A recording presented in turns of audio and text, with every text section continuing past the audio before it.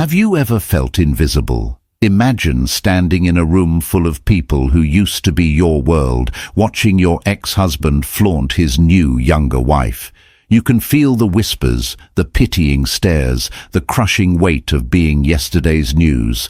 That was Clara Moreau's reality. A woman discarded for a shinier model. But what happens when the most powerful, enigmatic man in the city, a billionaire nobody can get close to, walks past everyone, looks right at you, and changes your entire world with a single public kiss? This isn't just a story of revenge. It's about the moment a forgotten woman remembers her own power, and the man who threw her away is forced to watch her rise. The invitation had arrived a week ago, a thick slice of ivory cardstock resting on her reclaimed wood coffee table like a ghost. The embossed gold lettering of the Metropolitan Foundation Gala glittered under the soft light of Clara's Brooklyn apartment. An annual event, a universe she had once orbited, a universe that belonged to David. Clara Moreau ran her thumb over the sharp edge. For 5 years, this gala had been a landmark in her calendar, a night of borrowed diamonds and strained smiles, of holding David's arm so tightly her knuckles went white. She was Mrs. Miller then, the quiet, elegant accessory to an investment banker on a meteoric rise. Her own career, landscape architecture, had been neatly packed away like winter clothes, a hobby, he'd called it, something to keep her busy while he built their empire. After the divorce, the empire had turned out to be his alone. Now, a year later, the invitation felt like a test, a dare. Her freelance business was finally gaining traction, a small but steady stream of clients who wanted her thoughtful, sustainable garden designs. She was paying her own bills, watering her own plants, sleeping diagonally across her own bed. She was healing.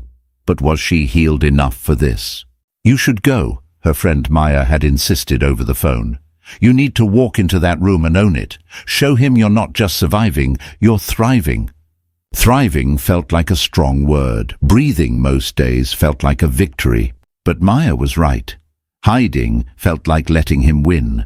So Clara had pulled out the one dress David had always hated. It was a deep emerald green, a slip of silk that clung and flowed in ways he'd deemed unbecoming for a banker's wife. It was her dress. Tonight she would be Clara Moreau, not a ghost of a Mrs. The ballroom of the Pierre Hotel was a dizzying constellation of crystal and champagne. The air hummed with the electric current of money and influence. Clara took a flute from a passing tray, the bubbles a welcome sting against her tongue. She kept to the perimeter, a satellite in a galaxy of stars, observing the familiar faces. They nodded, their eyes flicking with a brief, pitying curiosity before moving on. She was a piece of gossip that had long gone cold. Then she saw them. David stood near the marble staircase, a king in his court.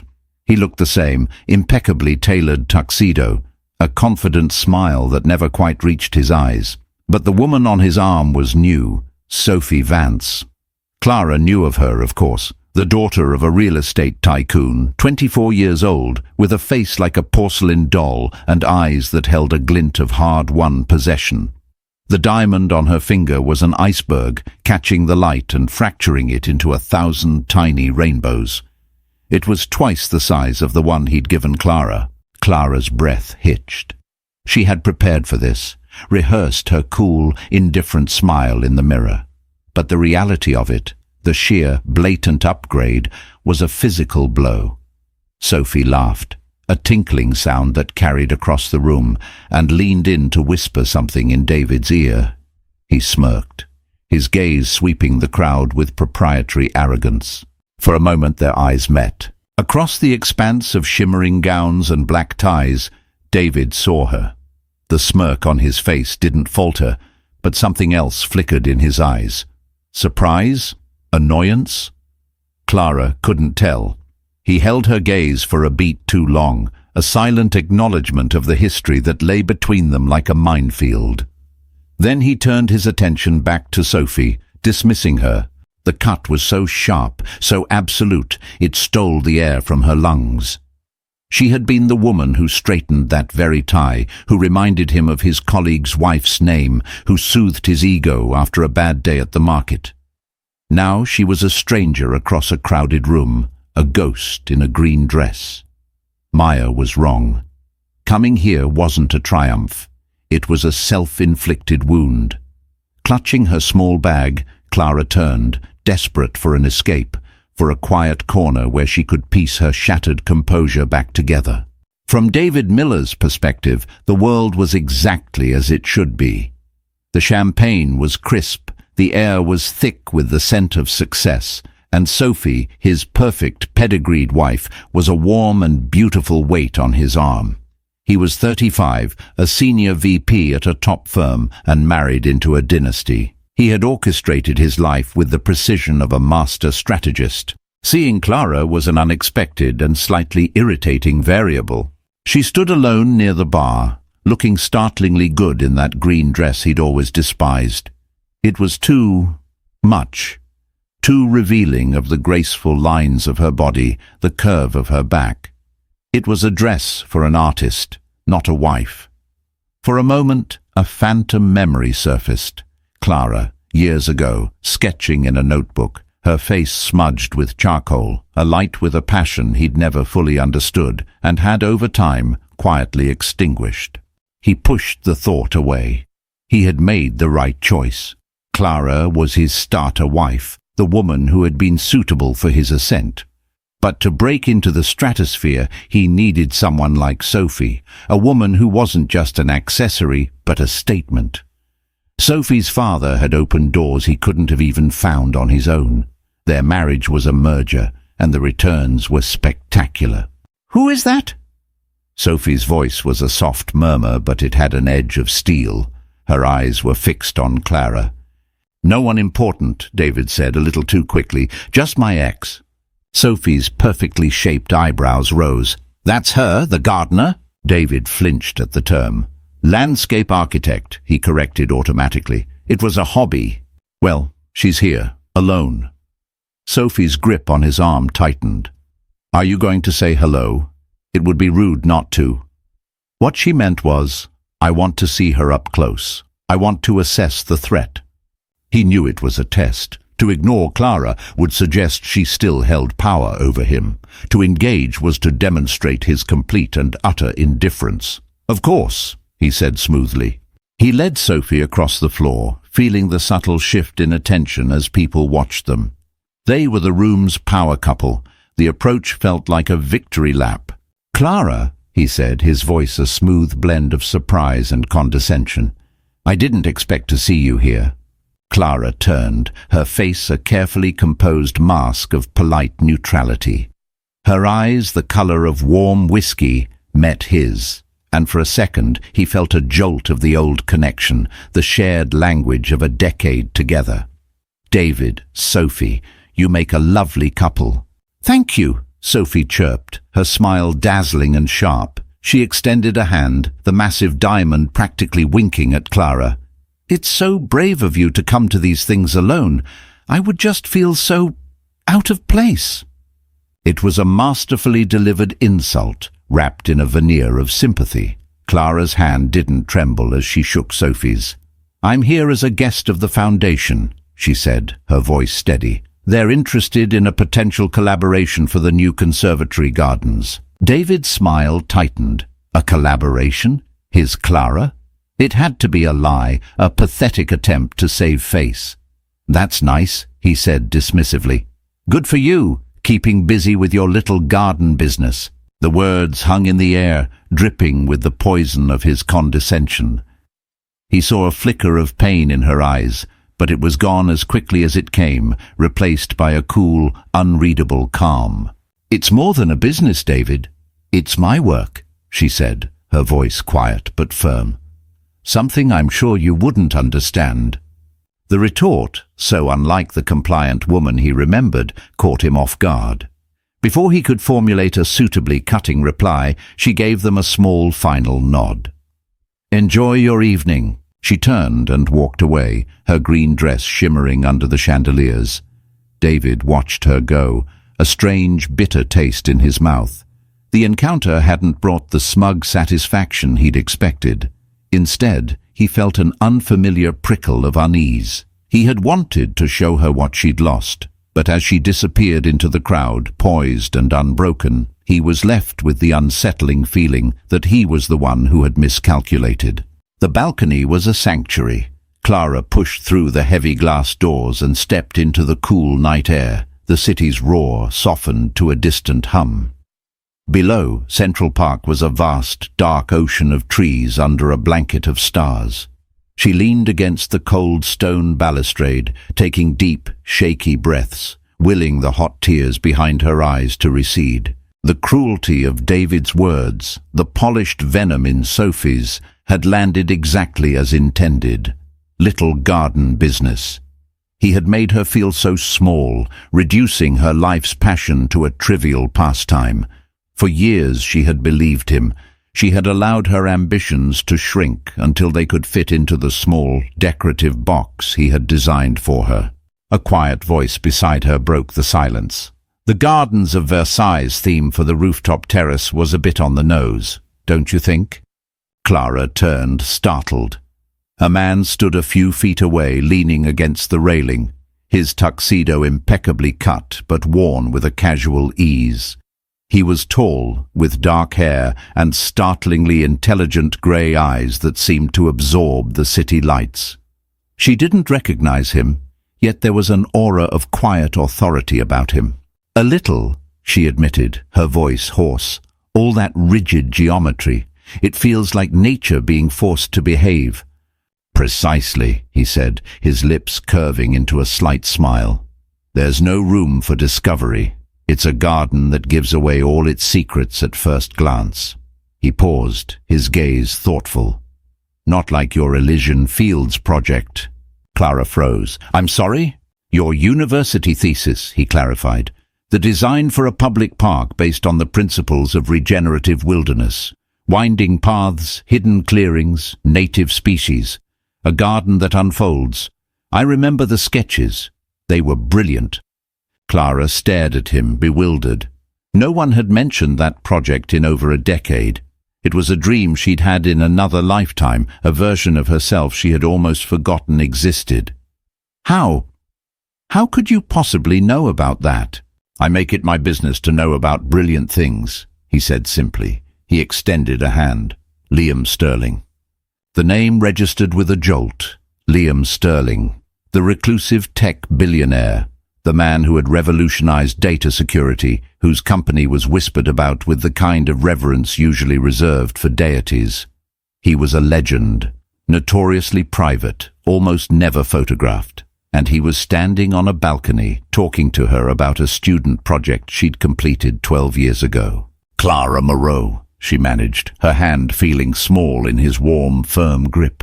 "I know," he said, his grey eyes holding hers. "I was a judge at the National Student Design Competition that year. Your project should have won. It was audacious. It had soul." Clara felt a dizzying wave of vertigo. She had come in second place. The loss had been a sharp disappointment, one of the first of many compromises she had made for a life with David, who had called her ambition unrealistic. You were a judge?" "A silent one. I sponsored the grant," he explained. "My sister, she was studying to be an architect. She was obsessed with your work. She believed design should serve communities, not just egos." He looked out over the park, a shadow of sadness passing over his features. "She would have loved what you're doing now." The encounter with David and Sophie had been designed to make her feel worthless.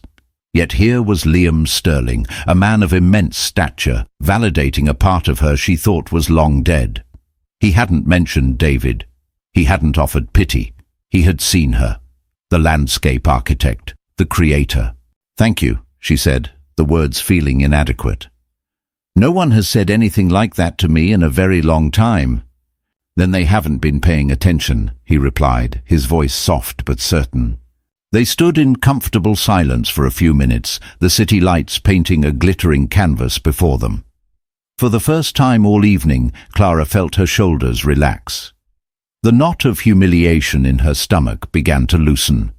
Liam Sterling wasn't just an anchor in her swirling sea of anxiety. He was a lighthouse, illuminating a shoreline she had forgotten she was sailing toward. A shoreline that was entirely her own. David was holding court, a half-empty glass of Macallan 25 in his hand, regaling a small circle of associates with a story about a recent acquisition. He was in his element, the center of attention, the master of his universe. But his eyes kept drifting, scanning the crowd for a flash of emerald green. He told himself it was just to ensure Clara had the good sense to leave, to not cause a scene. But a deeper, more irritating feeling gnawed at him. Her composure had unsettled him. The old Clara would have been flustered, perhaps even shed a tear. This Clara had been formidable. Then he saw her. She was on the balcony, and she wasn't alone. She was with Liam Sterling. David's story faltered mid-sentence. His associate, Mark, followed his gaze. "Is that Sterling?" Mark whispered, his voice filled with awe. "I didn't even know he was here. Who's he with?" "My ex-wife," David said, the words tasting like ash. The circle of men fell silent, their eyes flicking between the balcony and David's face. The power dynamic in the small group shifted instantly. David was no longer the focus. Liam Sterling was the sun, and everyone else was just a planet. "What the hell is Sterling doing with her?" Sophie hissed, appearing at his elbow. Her porcelain doll face was tight with anxiety. "David, do you understand who that is? My father has been trying to get a meeting with him for 6 months. And he's talking to your gardener." "She's not my gardener," David snapped, his temper flaring. The insecurity was a hot, coiling snake in his gut. Why was Sterling talking to her? Had she concocted some sob story about their divorce? Was she trying to poison his reputation? The possibilities, each more damaging than the last, raced through his mind. He watched them, his jaw clenched. They weren't just talking. Clara was smiling, a genuine, unguarded smile he hadn't seen on her face in years. It was the smile she used to have when she was lost in her designs, the one that had first captivated him before he'd decided it was an impractical distraction. Sterling listened intently, his focus entirely on her. They looked comfortable, intimate. A primitive, ugly jealousy clawed at David. It made no sense. He didn't want Clara. He had Sophie, the ultimate trophy. But the sight of Clara, his discarded wife, being treated as an equal by a man like Liam Sterling, was an affront. It was a violation of the narrative he had so carefully constructed, the narrative where he was the victor and she was the footnote.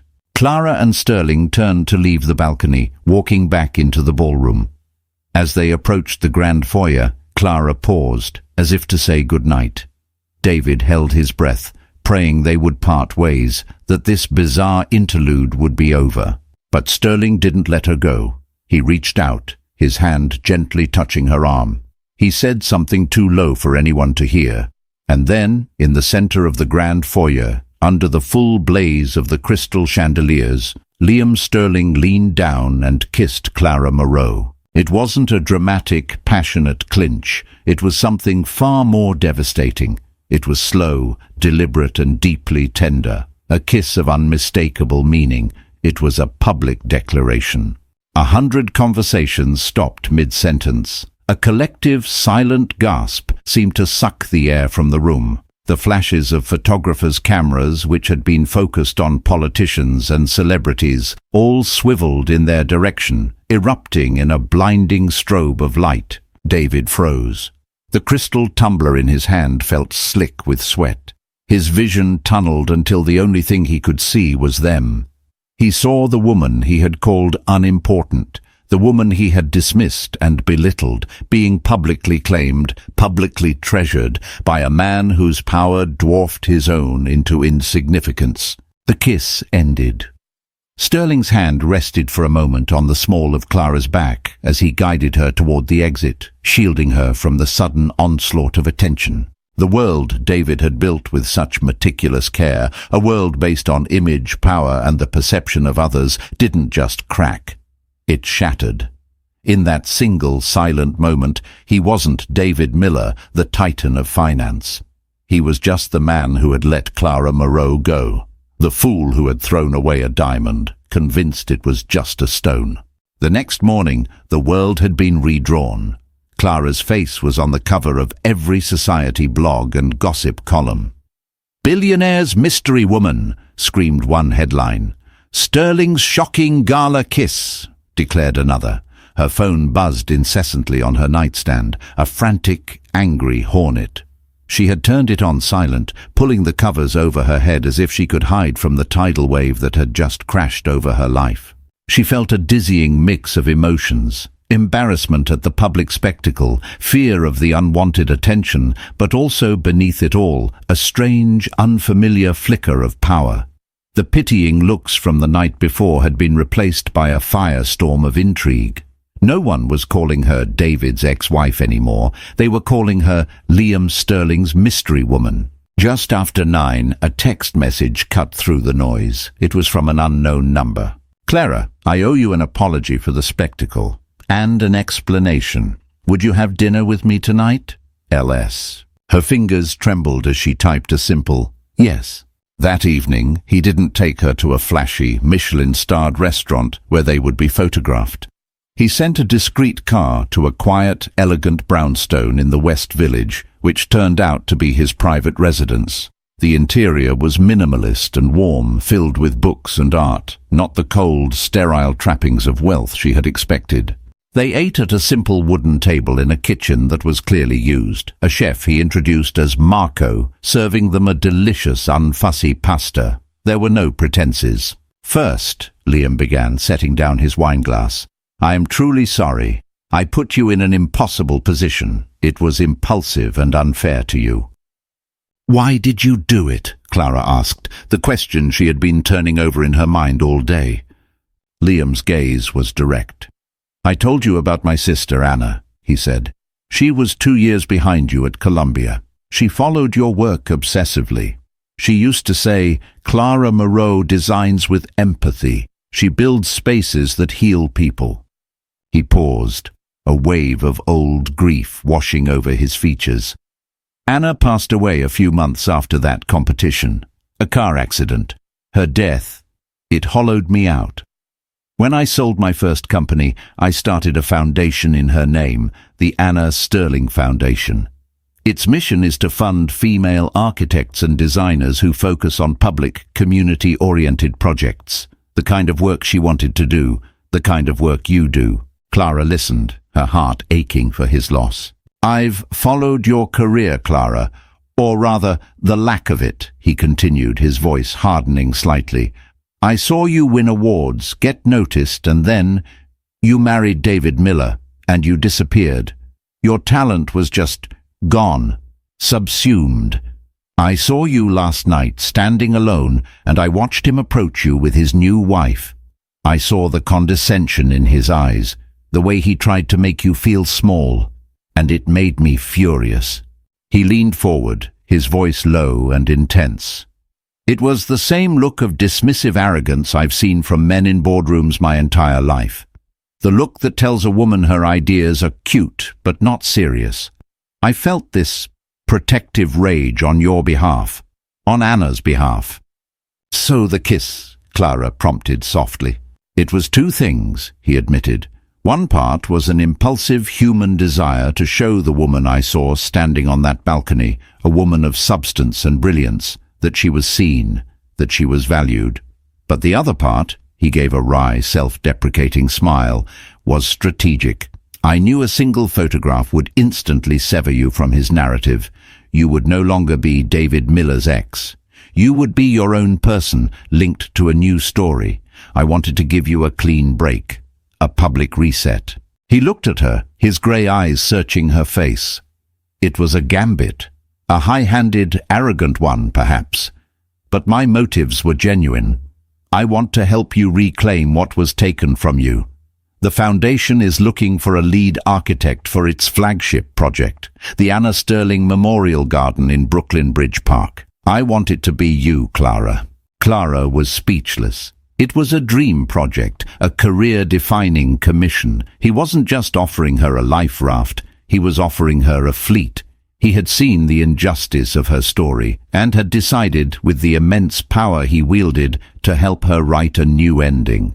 The kiss was not an act of possession, but an act of liberation. For the first time in years, Clara Moreau felt the solid ground of her own potential beneath her feet.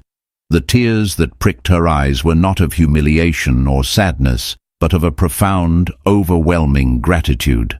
The photograph of the kiss was a bomb that detonated in the center of David Miller's curated life. The fallout was immediate and catastrophic. On Monday morning, he was summoned to the office of his boss, Jonathan Westbrook, a man whose respect David had worked tirelessly to earn. He walked in expecting a slap on the back about a recent deal.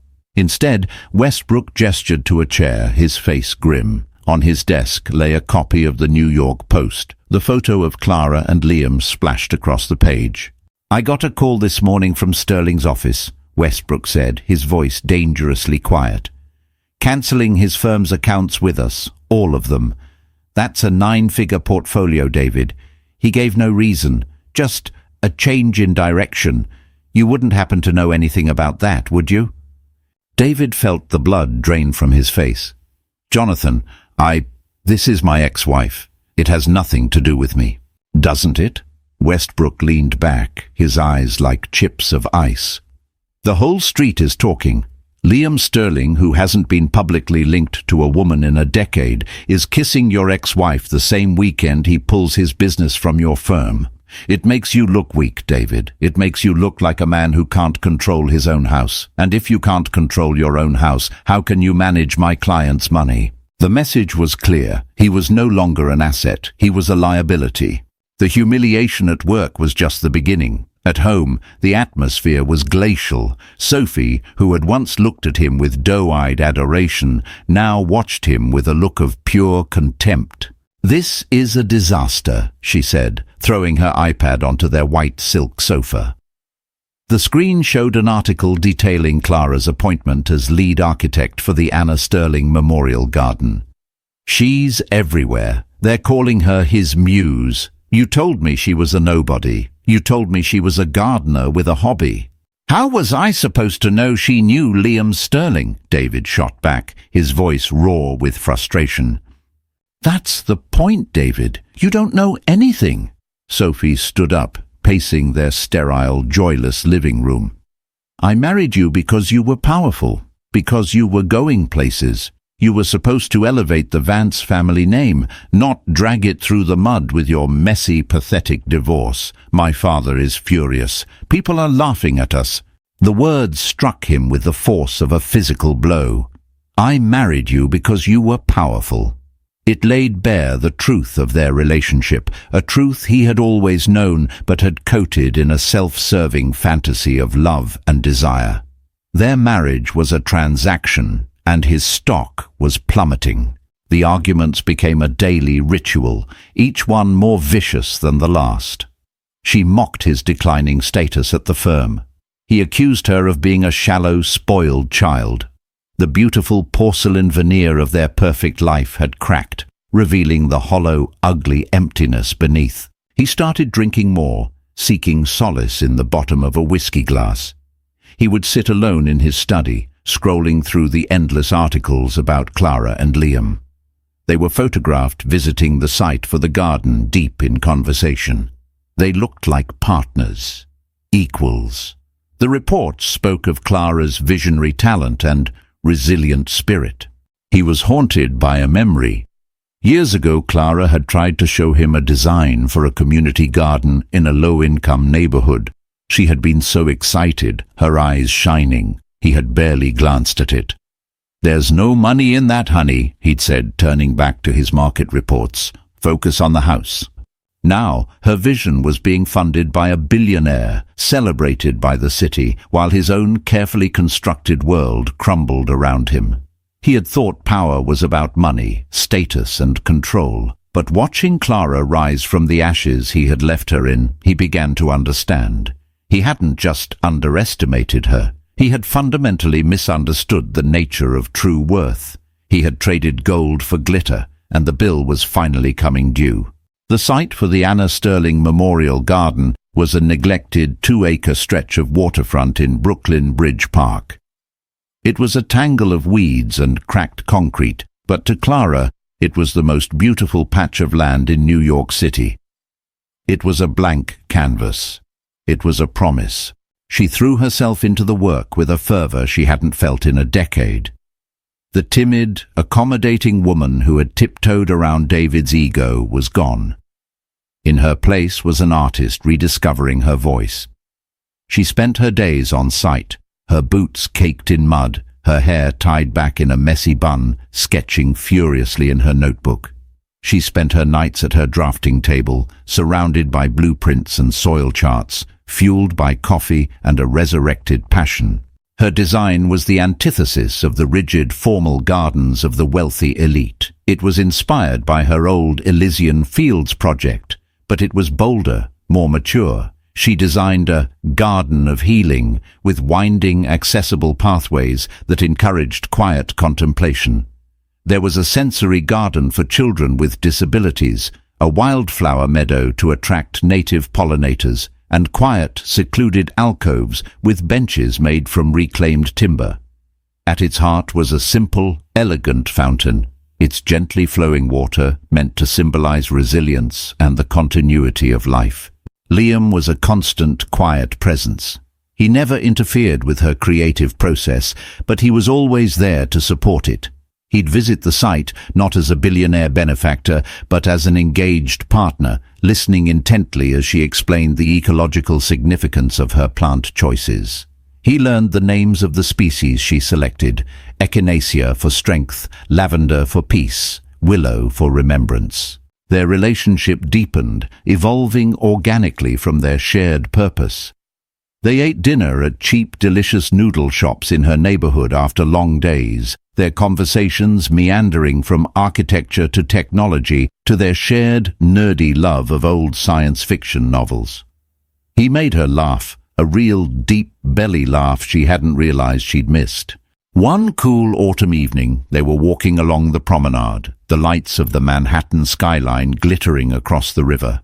"You've given her a beautiful legacy," Clara said softly, looking back toward the garden site. "Anna would be so proud." "She would," Liam agreed. He stopped walking and turned to face her, his grey eyes serious in the twilight. "Clara, when I first approached you, my motives were complicated. I wanted to help you, but it was also about righting a wrong I saw done to my sister by proxy. It was about justice in a way." He reached out and gently tucked a stray strand of hair behind her ear, his touch sending a warm shiver through her. "But it's not about that anymore. It hasn't been for a long time. I'm not interested in your past or in David Miller. I'm interested in you, in your brilliant mind, your kind heart, and the way your face lights up when you talk about root systems." Clara's heart hammered against her ribs. This wasn't a strategic alliance. This was real. "Liam," she started, but he silenced her by gently placing a finger on her lips. "You don't have to say anything," he said. "I know you're still healing. I can wait. I just wanted you to know." He didn't kiss her then. Instead, he simply took her hand, his fingers lacing through hers, and they continued their walk. The gesture was more intimate, more profound than the public kiss that had shattered her old world. That kiss had been about liberation.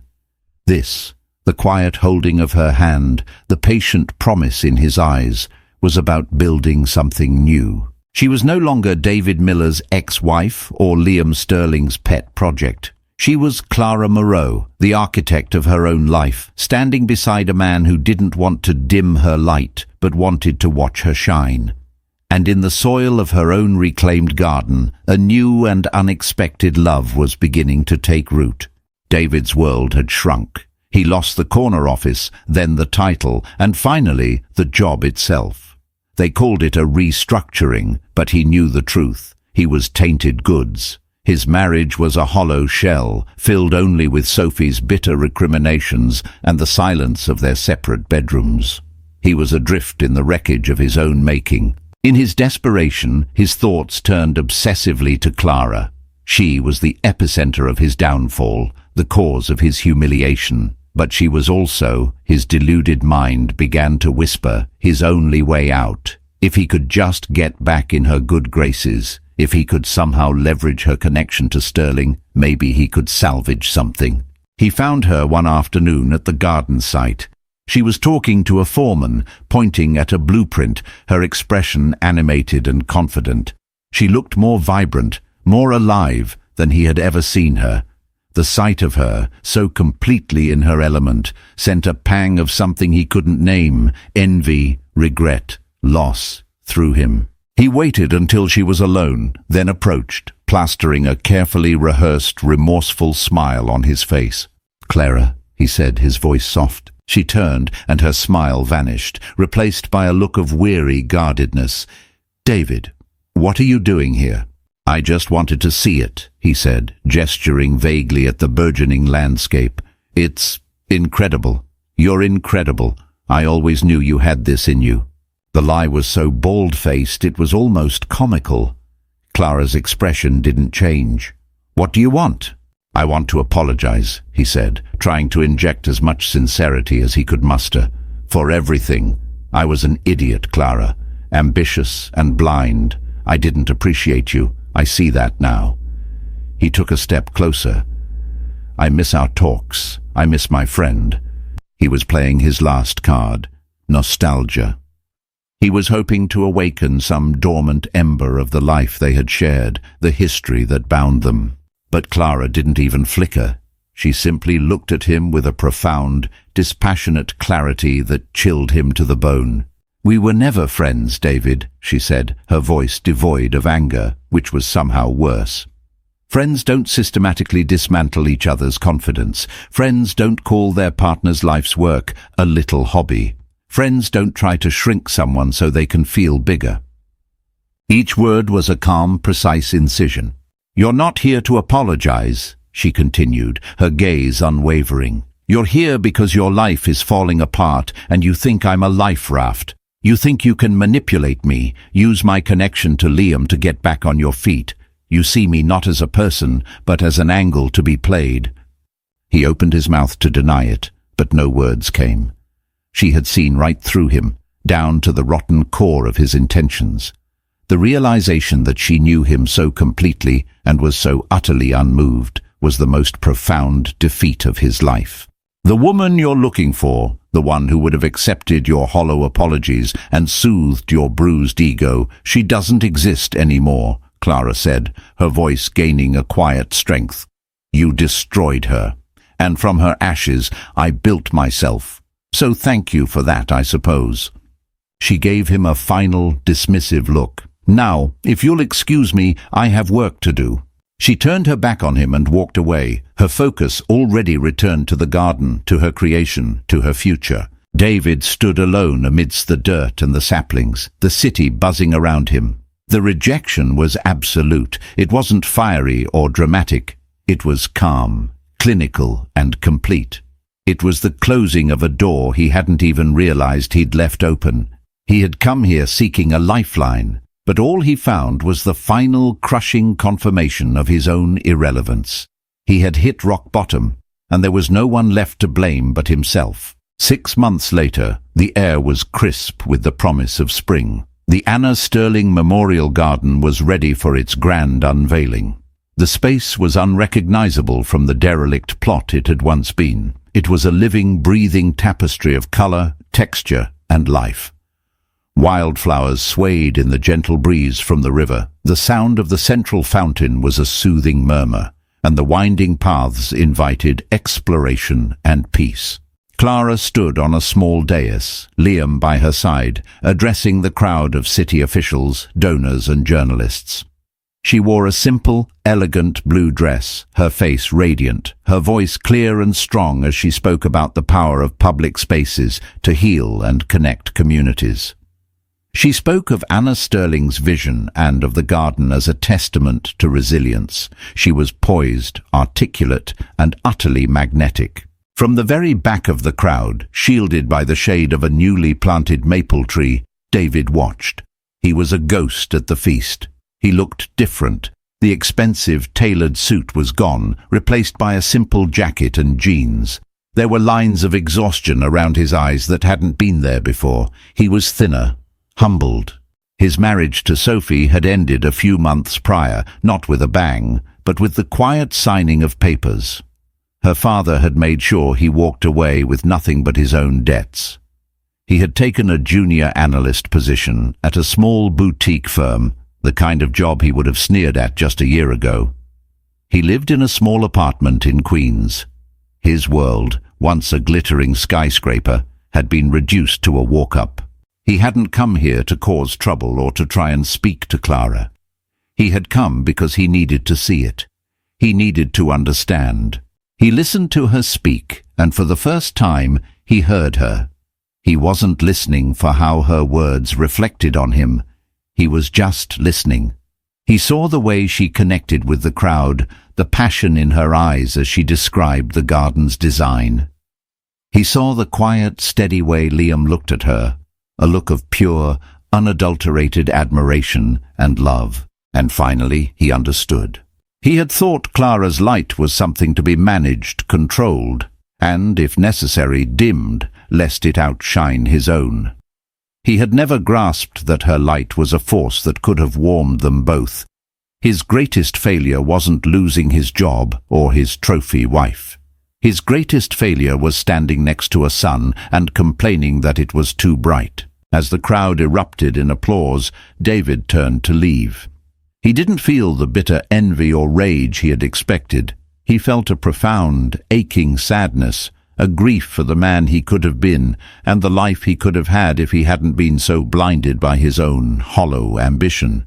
It wasn't about the money or the status. It was about connection, partnership and soul, all the things he had willingly traded away.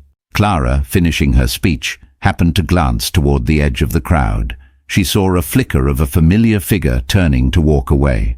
Her heart gave a single strange beat, not of pain or anger, but of a distant, detached pity, a chapter closing for good. Then Liam's hand found hers, his fingers warm and steady. She squeezed it, turning her face back to him, back to the sun, back to the beautiful, thriving garden she had built from the ruins. David's path was his own now. A long, uncertain road toward finding a self-worth that couldn't be measured in dollars or headlines. Her path was here, in the rich, fertile soil of her own making, a future waiting to bloom. From the ashes of a painful past, Clara didn't just find revenge. She found herself. Her story is a powerful testament that your true value is never defined by someone else's inability to see it.